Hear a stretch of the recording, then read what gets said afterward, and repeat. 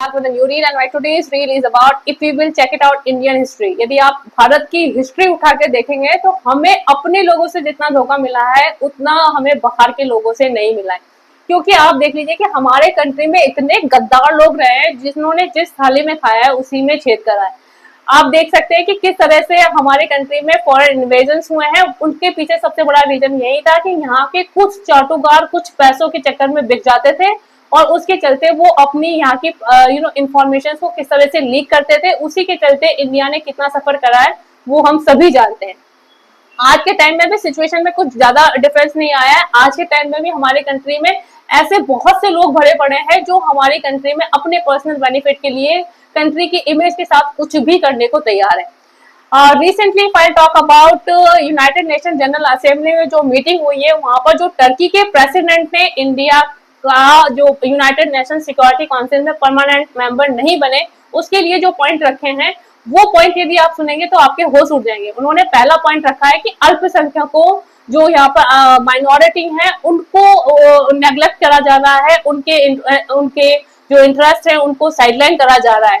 Second point उन्होंने रखा है कि हमारे कंट्री के हमारे नेबर कंट्रीज के साथ में रिलेशंस अच्छे नहीं है। और थर्ड पॉइंट उन्होंने रखा है कि इंडिया यूरोप और अमेरिका की बातों को नहीं मानता है, अपने अकॉर्डिंग काम करता है। वी कैन अंडरस्टैंड ये तीनों पॉइंट यदि आप देखेंगे तो हमारे कंट्री के अपोजिशन लीडर रात दिन यही गाते रहते हैं। आप देख लीजिए कि किस तरह माइनॉरिटी को लेकर हमारे कंट्री के अपोजिशन लीडर पॉलिटिक्स कर रहे हैं और यही चीजें वो बाहर जाके किस तरह से गाते रहते हैं। सोरोस फाउंडेशन के लोग किस तरह से इस बात को प्रमोट करते हैं कि इंडिया में माइनॉरिटी खतरे में है। सेम वही बातें आप देख लीजिए कि आज टर्की प्रेसिडेंट यूज कर रहे हैं इंडिया के अगेंस्ट में United national general assembly meeting के दौरान कि इंडिया को सिक्योरिटी काउंसिल में मेंबरशिप ना मिले उसके लिए। दूसरा पॉइंट जिस तरह से हमारे अभी रिसेंटली सैम पेत्रोदा ने एक स्टेटमेंट दिया था कि मुझे नेपाल जाकर अपना घर जैसा लगता है, बांग्लादेश जाकर लगता है अपना घर जैसा, या फिर मैं पाकिस्तान जाता हूँ तो मुझे लगता है अपने घर जैसा। इंडिया के अपने नेबर कंट्रीज के साथ में रिलेशन अच्छे नहीं है। या हमारे अपोजिशन लीडर राहुल गांधी रात दिन रैलीज में यही कहते रहते हैं कि इंडिया की फॉरेन पॉलिसी खराब है, यहाँ के नेबर कंट्रीज के साथ रिलेशन अच्छे नहीं है। आप देख लीजिए कि बाहर के लीडर्स किस तरह से इन्हीं चीजों को यूज कर रहे हैं इंडिया के अगेंस्ट में। तो ये चीजें बिल्कुल क्लियर है हमारे कंट्रीज में कि हमारे यहाँ के जो लोग हैं वो हमारे कंट्री के अगेंस्ट में किस तरह से काम कर रहे हैं, किस तरह से ये एक पूरा नेटवर्क काम कर रहा है। आप देख लीजिए कि उन लोगों के यहाँ पर स्टेटमेंट आते हैं और यही स्टेटमेंट यूज करे जाते हैं फॉरेन लीडर्स के द्वारा हमारे अगेंस्ट में। So things are very clear. हमें अपने लोगों से जितना खतरा रहा है उतना हमें बाहर के लोगों से नहीं है, क्योंकि हमें पता है कि बाहर के लोगों को हमें किस तरह से डील करना है। बट आप सोच लीजिए कि जो यहीं पर खा रहा है, हमारी थाली में जिसमें खा रहा है उसमें छेद कर रहा है, वो कितना खतरनाक है देश के लिए। तो ऐसे गद्दारों से बचने की बहुत जरूरत है।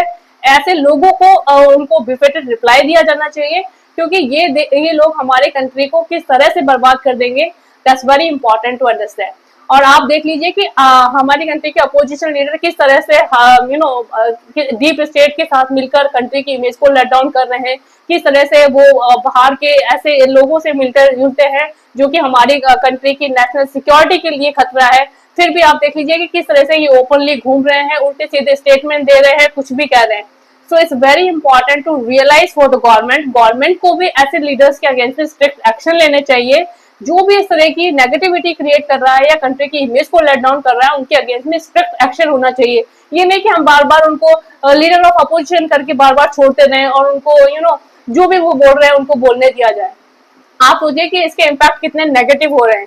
आज टर्की ये सारे स्टेटमेंट यूज कर रहा है इंडिया के अगेंस्ट में कि इंडिया को national united nation security council में मेंबरशिप न मिल सके।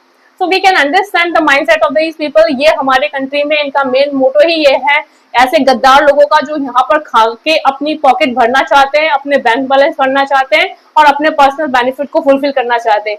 इन्हें कतई फर्क नहीं पड़ता कि कंट्री की इमेज के साथ क्या हो रहा है, कंट्री किस हालात में है, कंट्री में डेवलपमेंट हो रहा है या नहीं हो रहा है, कंट्री आगे बढ़े या ना बढ़े, इससे इन्हें कुछ फर्क नहीं पड़ता। So it's very important for everyone to understand such people. ऐसे लोगों को समझिए और उनको उन्हीं के लेवल पे ले जाके उनको उनके स्तर पर रखना बहुत जरूरी है। अदरवाइज ऐसे लोग आपकी कंट्री की नेशनल सिक्योरिटी के लिए कितना बड़ा खतरा हो सकते हैं, ये समझना बहुत इंपॉर्टेंट है। So hope you guys get it well. Bye bye, have a nice day.